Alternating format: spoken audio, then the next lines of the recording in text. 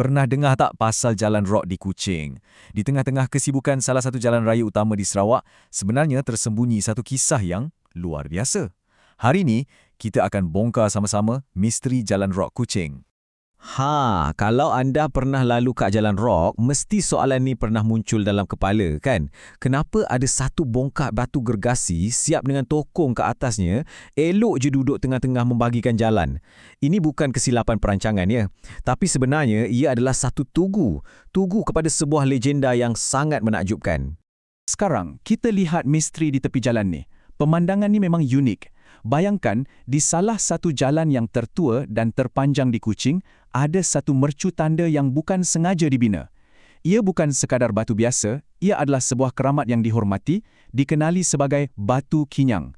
Dan batu inilah yang memegang kunci kepada nama dan sejarah jalan itu sendiri. Jadi, apa sebenarnya Batu Kinyang ni? Okey, ia adalah satu bongkah batu yang besar, warnanya pula keputih-putihan. Sejak dari dulu lagi, orang percaya batu ni ada semangat dan kuasa tersendiri. Batu ni sangatlah penting sampaikan pihak berkuasa British masa tu menamakan seluruh jalan ni sempena batu ni. Jadilah ia Rock Road atau Jalan Rock. Okey, untuk faham kenapa batu ni dihormati sangat, kita kena undur masa sikit. Jom kita kembali ke penghujung abad ke-19.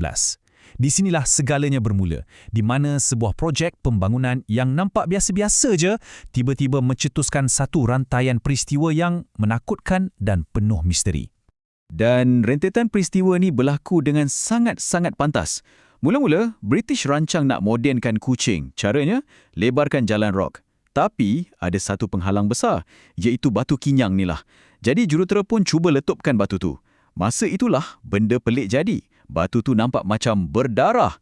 Tak lama lepas tu, satu malapetaka besar melanda bandar. Cuba anda bayangkan keadaan waktu tu. Pekerja-pekerja yang tengah cuba musnahkan batu tu semua tergamam. Tiba-tiba nampak ada cecair merah pekat mengalir keluar dari rekahan batu yang baru diletupkan. Terus, semua kerja dihentikan serta-merta. Berita pasal batu berdarah ni sekejap je tersebar satu bandar dan semua orang mula jadi takut dan risau. Dan rasa takut tu bertukar menjadi satu kepercayaan. Bila wabak taun yang membawa maut mula merebak di Kuching. Bagi orang tempatan masa tu, kaitannya sangat jelas. Wabak ni bukan kebetulan.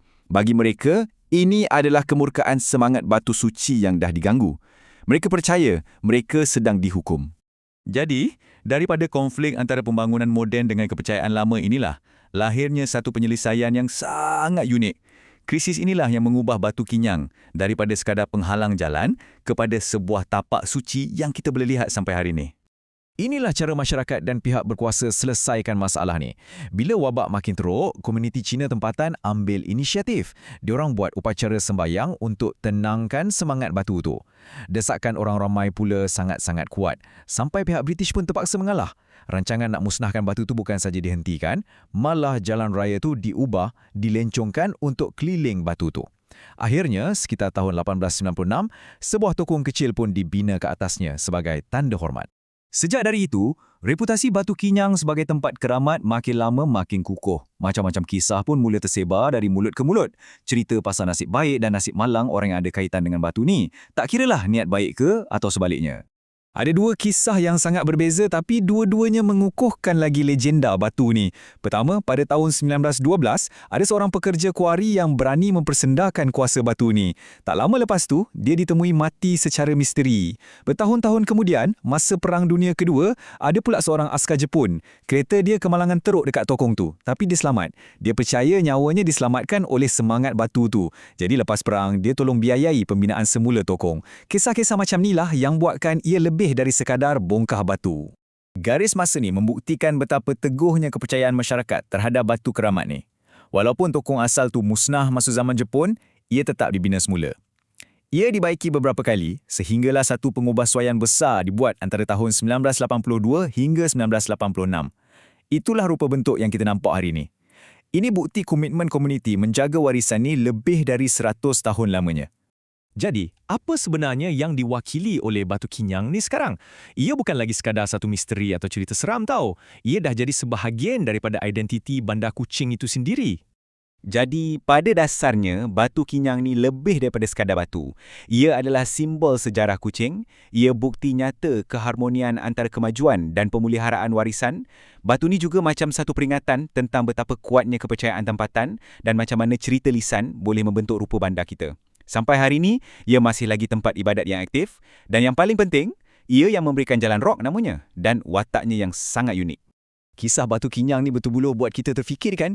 Setiap bandar, setiap pekan mungkin ada batu berdarah atau legendanya yang tersendiri, yang tersembunyi depan mata kita. Jadi, lain kali kalau anda lalu depan sesuatu yang nampak pelik atau luar biasa kat kawasan anda, mungkin ada cerita yang jauh lebih mendalam di sebaliknya. Agak-agak, apakah kisah-kisah yang menanti untuk ditemui di sekeliling anda? Cuma fikir-fikir kan?